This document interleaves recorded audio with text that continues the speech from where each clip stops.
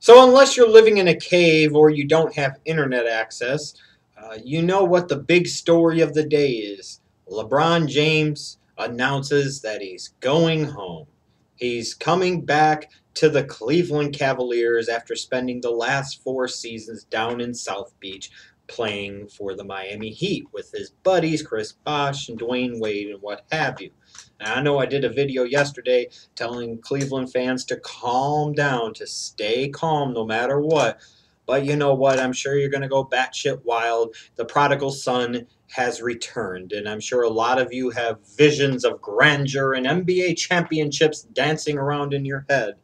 And there is no question that this is an earth shattering move for the Eastern Conference and the NBA as a whole. But what I find interesting here is that I actually saw some growth in LeBron as a man, and I saw some growth in LeBron as a professional in the way that he handled his decision this time compared to the last time. There's 2010, a lot of people are debating all these different possibilities. Is he going to go to New York? Is he going to go to Chicago? Is he going to stay in Cleveland? Is he going to go to Miami? And then we get the decision. And it really effectively was like the epitome of the show me generation. I'm worthy enough to where you can have a 1 hour cable special dedicated to my announcement.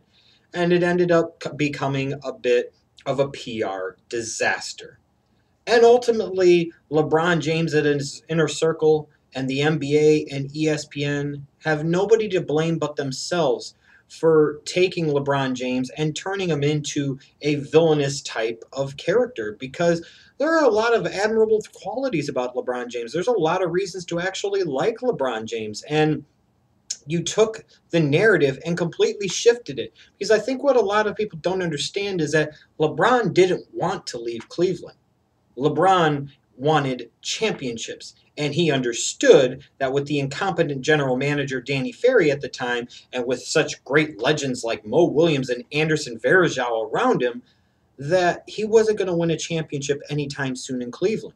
So maybe it was best for all parties involved for them to go their separate ways. Cleveland could tank for a few years, assemble a roster, and maybe in a few years become a much more appealing option. LeBron could go chase championships, and by God, that's what he did, and he got a couple of them.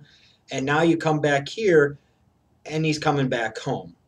And I like how he announced it. He didn't sit there and hold this big special. He put out this kind of like essay, I guess you'd call it, explaining his thought process, kind of absolving Dan Gilbert of his responsibility for the letter from a few years back, and kind of maybe not forgetting but forgiving, which is important. I like how LeBron, you could sit there and say it was getting to the point of ridiculousness with all the speculation and all the buzz and all the talk. But it wasn't like so much that LeBron James was directly involved with that. It wasn't like LeBron James was doing it in a show me way compared to the last time. And I applaud him for that. And I applaud him for sitting there and saying, hey, you know what? I'm going to go back home. Because I look at it this way. If I was some type of premier athlete as a football player, I was drafted by my hometown Chicago Bears, and I played with them for, 5, 6, 7 seasons. And I was a great player. Maybe I was the best quarterback in the league, but it got to the point in time where the pieces weren't around me. I wanted to win a Super Bowl, or maybe more than one Super Bowl, and the Bears didn't seem like the right place to do that at that point. I decided maybe to go leave and go play for a team like the Seattle Seahawks, let's say, and I go win a Super Bowl or two. Maybe I play in like 3 Super Bowls in a 4-year stretch, or 4 Super Bowls in a 4-year stretch, kind of like a LeBron James did. At the end of the day, if I see the Chicago Bears team is going to sit there and make some of the necessary moves to improve themselves while I've been gone, now that I've chased the championships, now that I've tasted the championships, they mean something, but I know I have that experience, and I know I can come back home. And ultimately, home is where the heart is, and that's what I would do. I would go back to Chicago, because I know no matter how much I could win 2 championships for another NFL team, but I know that if I won one for the team that I grew up rooting for the team that I grew up loving, for the team that I started off my career with, it would mean so many times more to all parties involved.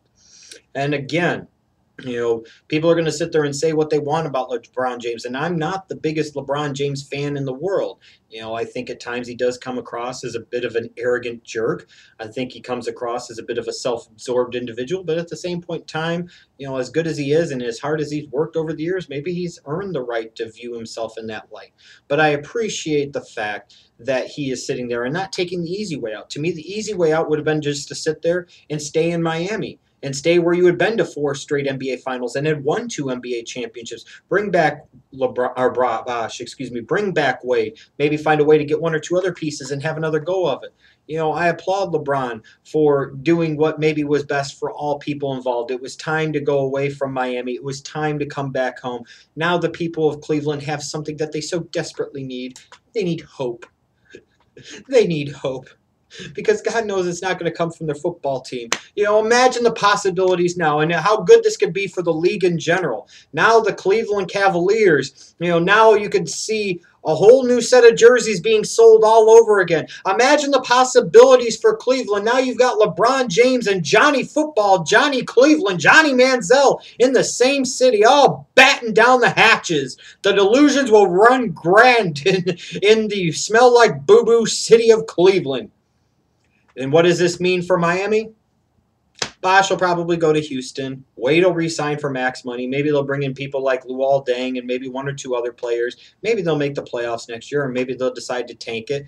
The people of Miami won't care. And what you'll also notice, too, I'm sure, is that you will notice the highways from Miami to Cleveland will be incredibly backed up for some period of time as the bandwagons load up in South Beach and depart for Cleveland, Ohio. And you will also see a lot of increased instances in emergency rooms all throughout Miami and Dade County as a whole, as so many people break their feet and their ankles hopping off of the Miami Heat bandwagon.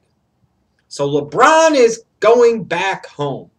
It's going to make for a very interesting upcoming NBA season. And I'm excited to see, are the Cleveland Cavaliers done moving? Are they going to sit there and maybe trade Andrew Wiggins as part of a package to get Kevin Love? Or are they going to roll with Kyrie Irving and LeBron James and Andrew Wiggins? Hey, it just changed the dynamics of the East. And like I said, the NBA as a whole.